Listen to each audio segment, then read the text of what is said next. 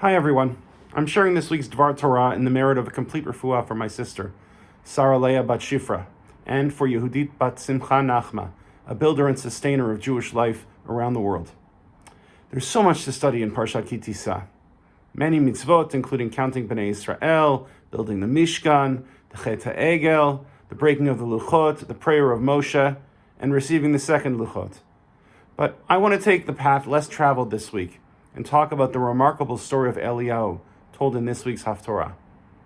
During the reign of the notorious Achav, king of the northern tribes of Israel, in the context of a punishing drought, Eliyahu HaNavi is drawn into a challenge to the priests of Baal, whose influence, introduced by Achav's infamous queen Izabel, continued to strengthen among the people of the northern tribes. Eliyahu signals that a demonstration of the power of Hashem over the false gods of his adversaries will take place on Har Carmel. He instructs an altar to be built for the priests of Baal, and he repairs another one that had been used to worship Hashem. He states that the true God will consume the sacrifice that is brought. The priests pray and wail, but no consuming fire descends. Eliyahu then douses his altar and the sacrifice upon it with water, and a consuming fire descends upon it. The people are convinced. They slay the priests of Baal, and some semblance of emunah returns to the northern kingdom, but within a very short while, idolatry once again becomes ascendant in the land. There have always been many questions and many midrashim associated with this part of Sefer Melachim. Why was Eliyahu allowed to sacrifice on a bama when all sacrifice had been centered upon the Beit HaMikdash in Yerushalayim? Since the time of Shlomo HaMelech, why Har HaCarmel? Why the elaborate setup? Well, I've got a different question entirely, actually. For the people of the time, Eliyahu could have appeared at Achav's court, publicly, yes, right in front of the king, and demonstrated Hashem's strength in the manner of Abraham in Nimrod's furnace, or Moshe in Pharaoh's presence. Instead, he assembled the people on a mountaintop and didn't make his challenge into a direct conflict with Achav. What can we learn from this peculiar arrangement? Well, being a history nerd as I am, my attention was drawn to parallels that can be made between the events in our Haftorah and several critical challenges throughout the ages. I want to focus on two of these, one well known from almost 800 years ago, and one lesser known that took place only 60 years ago. In July of 1263, the famous disputation of Barcelona took place.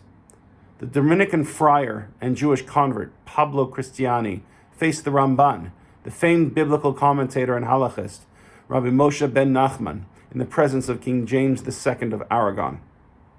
The surprising and rare stipulation that the Ramban could speak freely made this disputation almost unique. According to the account that we have of the debate, Ramban convincingly overwhelmed Cristiani's arguments on the three matters at issue, which included whether the Mashiach had come or not, whether he was accounted to be human or divine in the Torah, and most crucially, which was the true faith. Ramban's strong showing earned him a reward of 300 gold pieces from the king, but his life was put in danger. He fled Aragon for Eretz Yisrael, never to return. The Dominicans asserted a victory, and within a month, they began censoring and purging any Sfarim, including the Gemara, of passages that they deemed dangerous. There are differences, to be sure, but also many echoes of the challenge on Har Carmel. A gathering of priests opposing the servant of the Almighty, a public display impossible to ignore, a dangerous potential outcome, and a relationship with the king which was both a matter of respect and opposition on both sides. The less well-known disputation took place almost exactly 60 years ago, just last month, in snowy Montreal. At the time, Israel's ambassador to Canada was the young, brilliant Yaakov Herzog, who was the son of the chief rabbi of Israel, Yitzchak Herzog, and the brother of Chaim Herzog, who would become the president of Israel. He was also a renowned rabbi, and he was later offered and he accepted the chief rabbinate of the United Kingdom before ultimately not being able to take it up due to illness.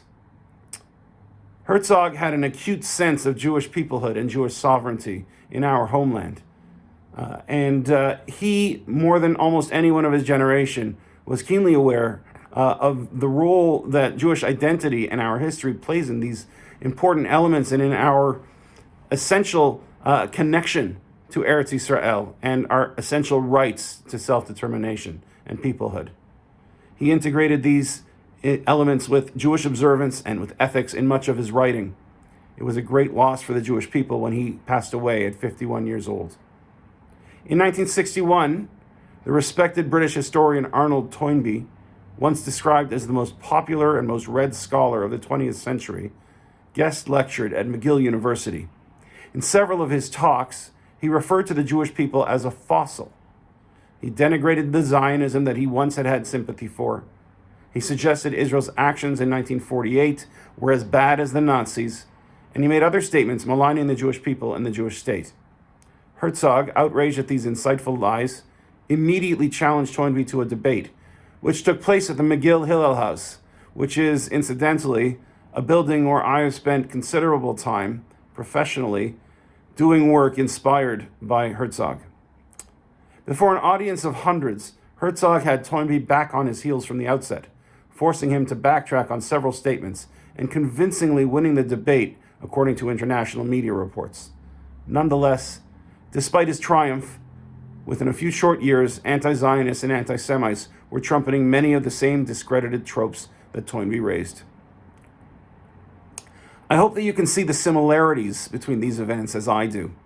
Each of these Jewish heroes presented a challenge and a threat to the high priests of the contemporary Orthodoxy, a way of thinking that drew its own strength from our marginalization or our elimination. Even in the face of this, they were heard and respected by the leaders of the times, and their words were shared in writing and through word of mouth. Eliu addressed the relationship of idol worship to the bounty of the land. Ramban delved into the words of the Torah to defend Jewish belief and practice.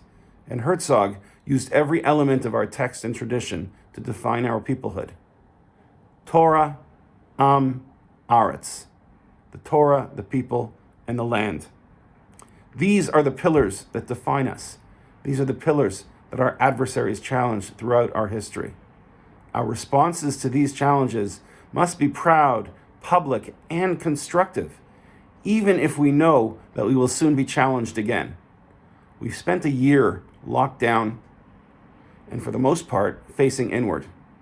Sometimes we all have to face outward to confront spiritual and rhetorical threats. May Hashem continue to give us the strength He gave to Eliyahu Hanavi, and may we always be prepared to stand on the mountaintop and meet the next challenge.